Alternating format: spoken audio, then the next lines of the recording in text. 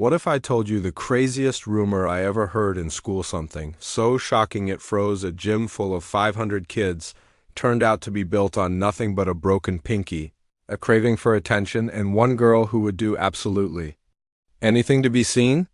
What if I told you I watched it happen right in front of me, and even now, thinking about it sends chills down my spine? Because for one unforgettable week, we were all convinced death had visited our school. And then the truth hit like a truck. I've been out of high school for years now, yet every time I pass the old brick building on the hill, something tightens in my chest. Not because my school was terrible or because I miss it, but because of one memory, one rumor, one girl. Her name was Madison Crow. In every school, there's always that student, someone who has to be the center of gravity, who forces every eye toward themselves whether anybody wants to look or not. In my school, that person was Madison. She wasn't loud because she was confident. She was loud because silence terrified her. She didn't want attention, she needed it like air. And she always got it. Sometimes she'd show up with a new cast, bright blue one month, neon pink the next. She'd limp dramatically through the hallways, head tilted, voice trembling as she talked about her latest tragedy. Sprained ankle, fractured wrist, neck brace from physical therapy injuries, you name it. But none of us ever saw her actually get hurt. And weirdly, she healed too fast. One month she broke her left arm and couldn't even lift a pencil. The next month she'd run up the stairs like nothing had ever happened. We knew she wanted pity, sympathy, drama, but the truly bizarre thing wasn't that she faked injuries. It was that some people genuinely believed her. They'd bring her flowers, hold her backpack, cry with her in the hallway, and she'd soak every tear like a sponge. I never cared for her theatrics. My name is Ethan Harper, and back then I was the opposite of Madison. I kept to myself. I played basketball after school. I sat in the back of class. I wasn't popular, but I wasn't invisible either. I lived in the safe middle ground where nobody bothered me, and I liked it there, but nothing in my quiet, ordinary world prepared me for the day Madison turned our school into a funeral home. It began on a cold Tuesday morning in October, the kind where the air tastes like metal and your fingertips sting on your locker. The hallways smelled like wet jackets and sawdust. The janitors had been polishing the floors again, and everyone kept slipping a little when they walked. The school felt heavy that day. You know that weird feeling you get right before a storm? Like gravity itself thickened? That's what it felt like, and I swear, looking back, it's like the building knew what was coming. The first strange thing was the mandatory assembly. We only had 3 big assemblies a year. The first day of school, the charity fundraiser event, and graduation. Random mid-semester ones? Unheard of. But at 8:05 a.m., the intercom screeched to life, and our director, Mr. Thompson, told everyone to head to the gym for an urgent announcement. Nobody knew what was going on, but rumors started before the bleachers even filled. Someone vandalized the cafeteria. Someone got expelled. A teacher resigned. A fight broke out. But by the time we sat down, the entire gym was quiet, not out of fear, but curiosity. I sat with my teammates on the highest row, legs stretched out over the cold metal bleacher. My friend Noah leaned over and whispered, "This is gonna be something stupid like new lunch rules." I snorted in agreement. Then Madison walked in, and everything felt off. She wasn't wearing her cast that day. She wasn't crying or wobbling. She looked normal. Almost happy, like she'd slept well. Her brown hair was tied into a ponytail, and for once, nobody was fawning over her. She sat a few rows below me with her friends. And for the first time all year, no one glanced her way. I remember thinking she hated that. And then something happened that silenced the gym, truly silenced it. The doors at the side of the gym creaked open, and a woman stepped inside. Tall, pale, jacket still unbuttoned like she had rushed out of her house. Her hair messy. No makeup.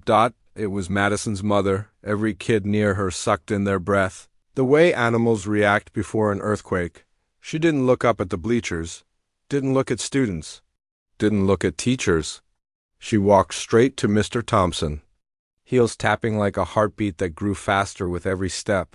She leaned forward and whispered, Something into his ear, whatever she said, drained the color from his face. He swallowed hard, then he grabbed the microphone.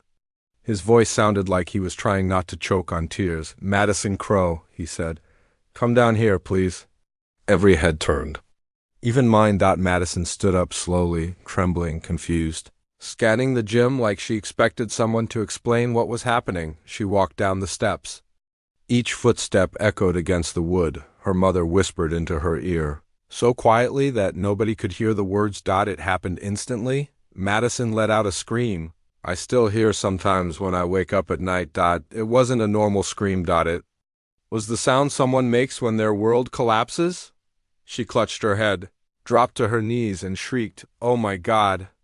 Then she burst into hysterical sobs, face twisted in pain, tears flying as she gasped for breath. The entire gym froze.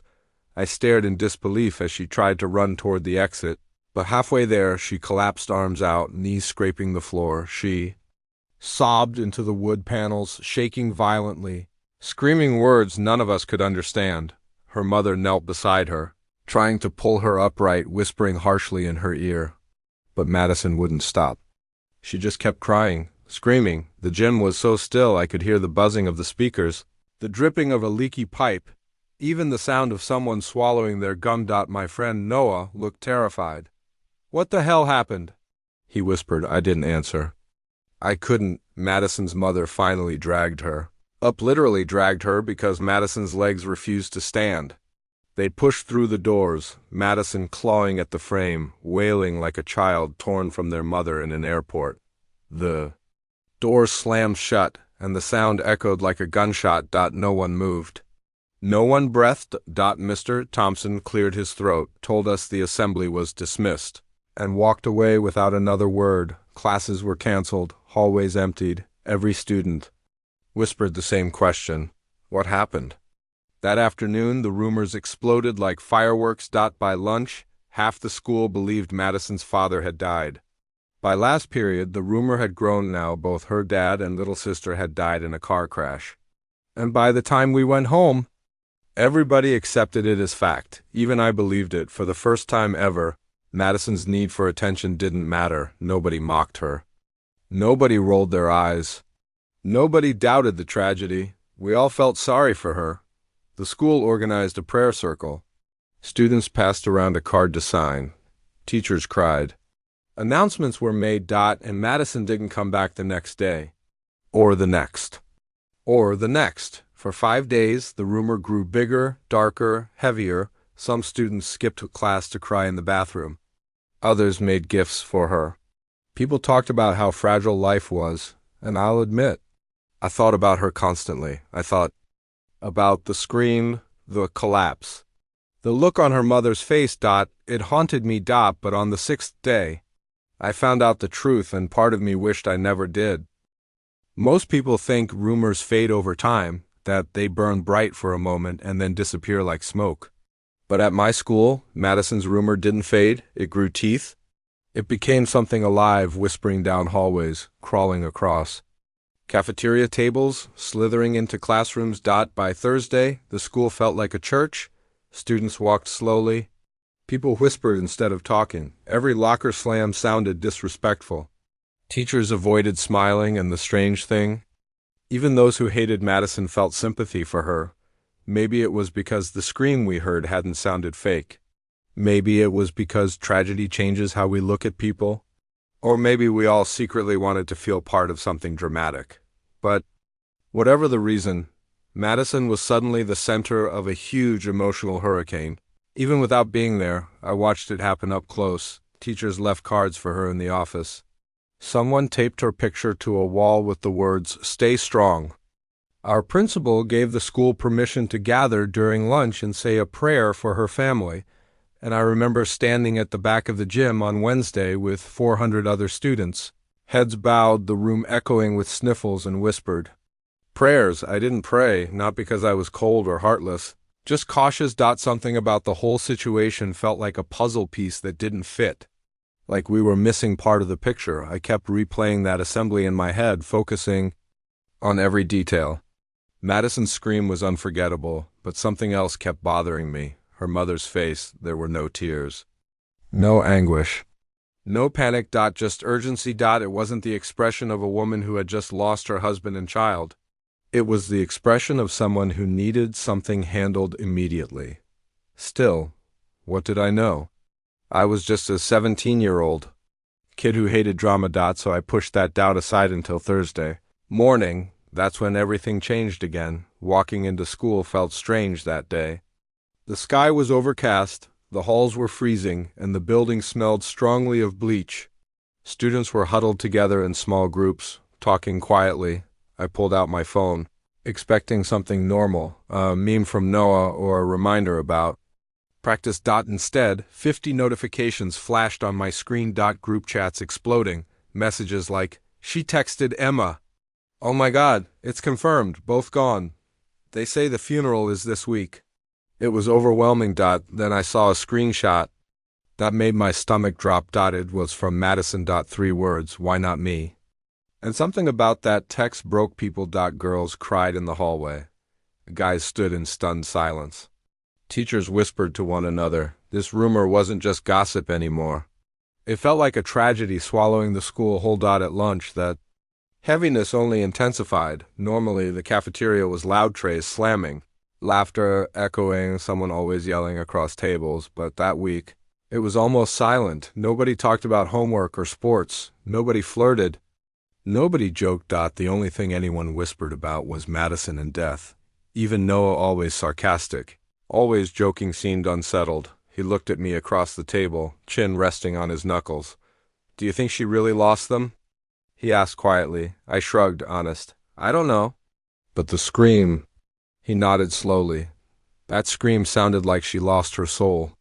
We fell silent again. A few tables away, I saw 2 girls crying into their sleeves.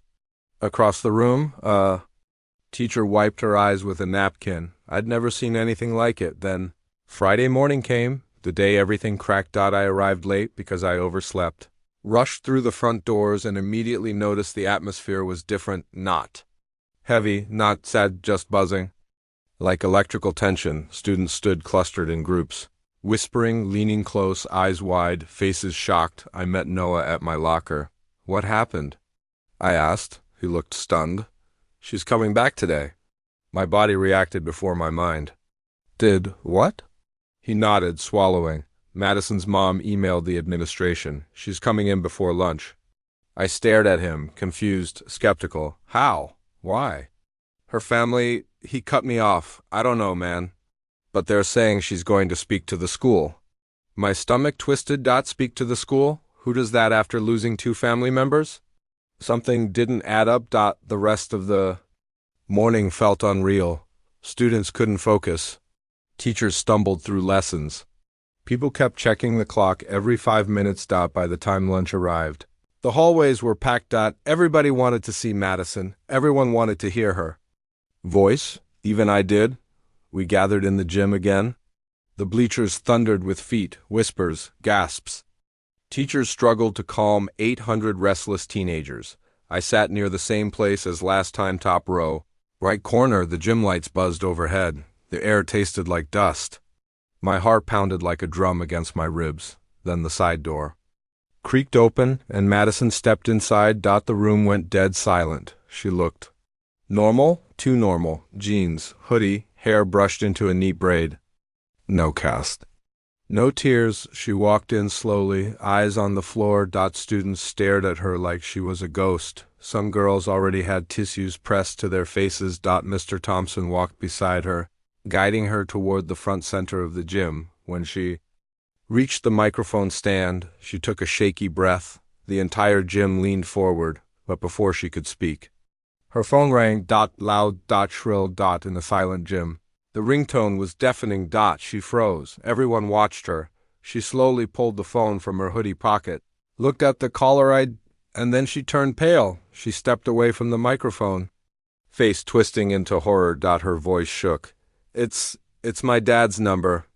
Gasps rippled through the room. People whispered, shocked. "What? He's dead. How?" Somebody even screamed, "Answer it!" Madison lifted the phone to her ear, trembling violently. "Hello?" A pause, silence thick enough to cut, then her eyes widened. "Oh my God," she whispered. She dropped the phone. It clattered onto the gym floor. Screen facing up. And from the speakers loud enough for every student to hear came a voice, clear, calm, casual. "Hey, Maddie, just checking if you need a ride from school today. Your mom told me she's running late." Every jaw in that gym dropped. Somebody gasped. Someone laughed in disbelief. Several screamed. Madison's body stiffened. Like stone. Her dad was alive and calling her from the parking lot. Madison let out a weak, breathless sound that didn't resemble a scream or a sob. She just stood there, frozen, while the gym exploded. The whispers were instant. "What? Nitrogen monoxide way." She lied. It was fake. The rumor shattered like glass. I watched students stand, shout, yell, shove one another, chaos erupting around us. And Madison? She shook her head in tiny jerks, whispering, "No, no, no." Like she could reverse reality, then she did something. "I still can't forget." She bolted, ran out of the gym. Vanished through the doors, leaving her phone behind. And in that moment, I knew absolutely nothing about this rumor had ever made sense. Not the scream, not the collapse, not the text messages, not the silence, and definitely not the story about death. But it wasn't until the final truth came out that the entire school would realize just how insane this really was, because that phone call wasn't the only reveal coming. There was still the matter of her little sister and why she was actually in the hospital, and believe me, that part of the story is even crazier. When Madison ran out of the gym that day, we didn't see her again for hours. Teachers scrambled to calm 800 shocked students. Her phone buzzed on the floor until someone turned it off, and the rumor that had once united the entire school suddenly split into a million jagged pieces. Everyone wanted answers, and nobody had them. Some students were furious, calling her a liar, a manipulator, an attention-seeking fraud. Others looked confused and heartbroken, wrestling with the idea that the grief they genuinely felt had been wasted. A few even defended her, saying trauma makes people act strange. That maybe she misunderstood, maybe the phone call was a prank, maybe grief can cause hallucinations, but the rest of us, we sat silently, stunned. Because the story we had believed for a week had just exploded in front of us. I walked out of the gym with Noah, both of us quiet. The hallway outside buzzed with voices, angry, shocked, hysterical. Some people laughed like they'd just escaped danger. Others whispered in disbelief, hands trembling as if reality itself had betrayed them. Noah finally exhaled. "I don't know whether to feel stupid or impressed." I shook my head slowly. "We still don't know what happened." He raised an eyebrow. "We know her dad's alive." "Yeah." But something made her scream at that assembly. Something made her collapse. Something sent her sister to the hospital. He didn't reply, but I saw it in his eyes. Curiosity hooked into him like claws, and I wasn't immune. Either because even with the lies falling apart, one truth remained. That scream had been real. Nobody fakes a noise like that. Not even Madison. The school day ended early. Parents stormed the front office demanding explanations. Teachers hid in classrooms, and rumors spread faster than oxygen. I avoided everyone. I walked outside into the cold October air, leaned against a brick pillar near the parking lot, and tried to sort through the chaos in my head. I could still see Madison's face when the phone rang, how her expression flipped from solemn to horrified. That reaction wasn't planned. Something bigger sat behind it. The parking lot slowly emptied. Cars rolling out one by one, parents honking in irritation, students shouting across windshields. Noah headed toward his car and paused. "You want a ride?" I shook my head. "No, I'll walk." He studied me for a moment, then shrugged. "You're not going to try finding her, are you?" I didn't answer, because at that point, even I didn't know what I was planning to do. When the last bus pulled out, when the parking lot was silent and nearly empty, I saw her. Not Madison, her mother. She sat on the stone bench near the flagpole, shoulders slumped, face buried in her hands. Her car was parked crooked, door wide open, purse spilled onto the passenger seat. She looked destroyed. Not dramatic, not performative, Just exhausted. I hesitated, nerves crawling down my spine. Approaching a grieving or lying parent wasn't exactly wise, but something about the way she sat alone under that gray sky made her seem human. Not like the villain the school had turned her into. I walked slowly toward her. She didn't look up until I was 3 steps away. Her eyes were red not just from crying, but from days without sleep. "Ethan Harper, right?" she asked. I nodded, surprised she knew my name. She took a shaky breath. "You want to know what really happened?" I froze. How did she know? She motioned for me to sit beside her. I did. For a long moment, she said nothing. She just stared at the school building as if replaying the entire disaster in her head. Then she whispered, "This got out of hand." I swallowed. "So the rumor isn't true?" She shook her head firmly. "No, her father is alive. Her sister is alive?" Silence. "But something did happen," she added. "Just not what everyone thinks." The wind stung my face, cold enough to hurt. "What happened?" I asked quietly. She sighed. "Madison has always struggled. Ever since she was little, she can't stand feeling ordinary. She needs people to look at her, to care, to react." I thought about the casts, the doctor notes, the crying. She faked the injuries. Her mother gave a humorless laugh. "Most of them. She once convinced an doctor she'd fractured her wrist by banging it against her headboard all night." The revelation hit me harder than I expected. All those times we rolled our eyes at her, we hadn't even known the half of it. But the scream? I pressed. "That wasn't fake." Her mother turned to me, eyes full of something between guilt and sorrow. "No, that scream was real." I leaned forward. "Why?" She exhaled. "That morning I came to tell her something. Something she had already known but refused to accept." My chest tightened. "What was it?" She closed her eyes. "Her sister was in the hospital because she broke her pinky finger." Silence. I blinked. "That's it." She nodded. "That's it." I stared at her, stunned, speechless. Her entire meltdown, her collapse, her week of sorrow, her silence, the rumor of death all over a broken pinky, because in Madison's world, even a small problem demanded a world-sized reaction. But her mother continued, voice trembling. She wasn't screaming because her sister got hurt. She was screaming because I told her she had to walk home that day. And that meant she couldn't get attention limping into class on Friday like she planned. I looked away, trying to process the absurdity. "Madison didn't want tragedy," her mother whispered. "She wanted sympathy." She rubbed her eyes, and when that gym reacted the way it did, when she saw the fear, the shock, she let everyone believe the worst. My stomach twisted. So, she let people think they died. Yes. And she didn't correct it. No. It was unbelievable, insane, infuriating, sad, mostly sad. Her mother stood slowly, brushing dirt off her coat. She didn't mean for it to go this far. But once people started crying for her, she couldn't stop it. Attention is a drug, Ethan, and she's addicted. Before she walked away, she said one more thing. She isn't evil. Just lost.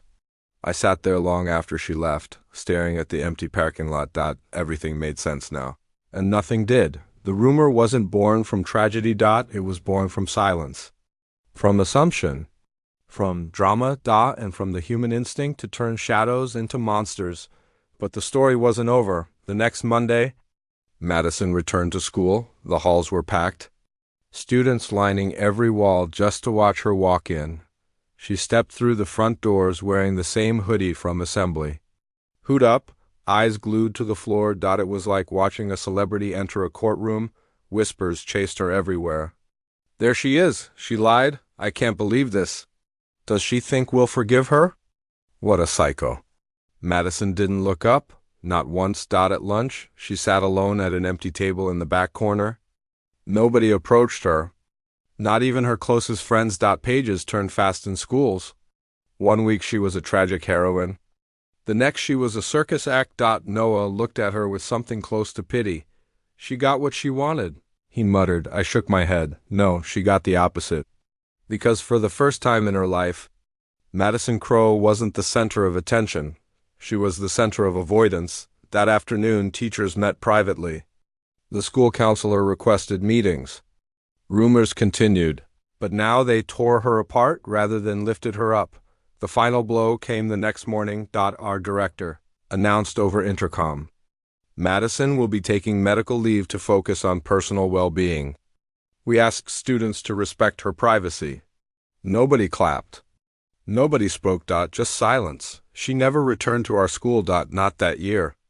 Not ever. Sometimes I wonder what became of her. Did she get help?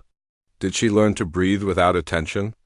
Did she grow into someone who didn't need to invent pain to feel alive? I don't know, but I do know this. Rumors aren't harmless. They become stories. Stories become belief. Belief becomes truth. And truth once felt stays. To this day.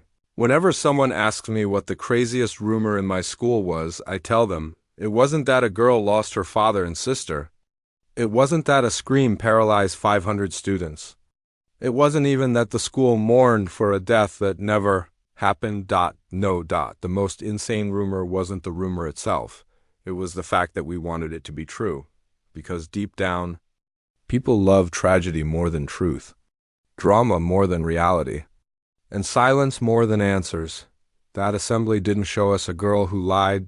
It showed us a school ready to believe anything, as long as it made life feel extraordinary. And sometimes, that might be the scariest truth of all.